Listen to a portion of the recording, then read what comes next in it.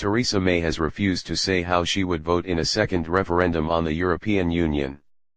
The Prime Minister, who campaigned for Remain during last year's vote, repeatedly failed to give a clear answer on Brexit to LBC host Iain Dale. She dismissed the question as hypothetical.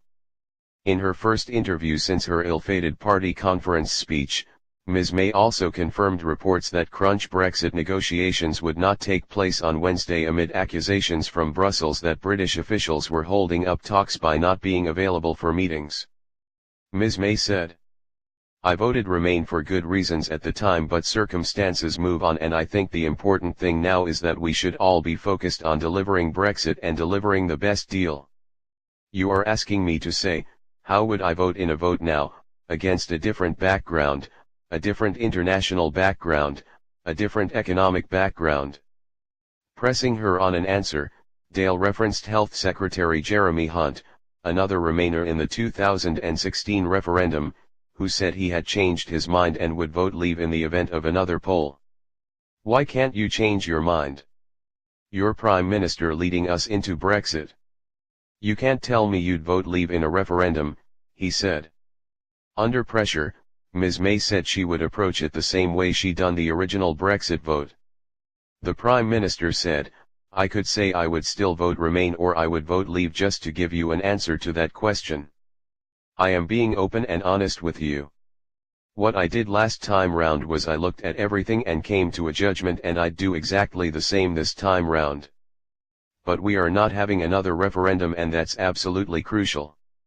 Despite growing pressure to make progress in the fifth round of Brexit talks, no meetings are scheduled for Wednesday in Brussels, wiping out a quarter of the available time in this round. Ms. May said, "I believe that talks have not been scheduled for tomorrow, Wednesday. The fact that talks are taking place at all this week is partly because the UK said we thought they should. Britain and the EU are still at loggerheads over key issues, including the Northern Ireland border, EU citizens' rights and the so-called divorce bill. If no agreement can be reached, then the EU is unlikely to agree to move on to vital trade talks, adding further delays."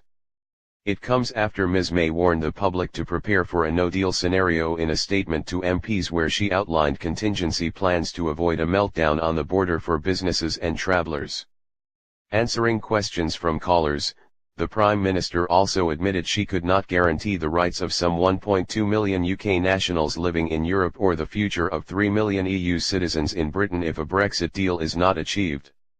She said, "The point is that there are certain rights that pertain to somebody who is an EU citizen here in the UK by virtue of being an EU citizen, things like benefits they are able to access in relation to their home country and in relation to the UK. Some of those issues would fall away if there was no deal, because there wouldn't be agreement between us and the EU about how those things would be looked at, so we would have to look at these issues separately in a no-deal scenario. On the status of British nationals in Europe if no deal is reached," she said, "we don't know what would happen to them. The EU member states would have to consider what their approach would be to those UK citizens. By definition, if there isn't a deal, we won't have been able to agree with the EU what happens to UK citizens currently living in countries like Spain and Italy and other members of the EU." In a wide-ranging interview, Ms. May also joked that she needed a stiff drink after her Tory conference speech was derailed by a prankster clutching a P45 form, a persistent cough and a collapsing set. She said her husband Philip had been a bit worried when comedian Simon Brodkin approached her, but she never thought about stopping her speech, despite being racked by a coughing fit. Liberal Democrat Deputy Leader Joe Swinson said, "It is staggering that even the Prime Minister isn't convinced by the government's approach to Brexit. If Theresa May doesn't have any faith in her own government's policies, why is she still driving this country towards the cliff edge? Theresa May says she would weigh up the evidence again. She shouldn't deny that right to the British people. The public must have the chance to change their mind if they want to, once the government comes back with a deal." Layla Moran, the Liberal Democrat Shadow Education Secretary, added, "There is nothing okay about this." Nigel Farage, former UKIP leader and LBC radio presenter, said Ms. May's lack of answer made him angry.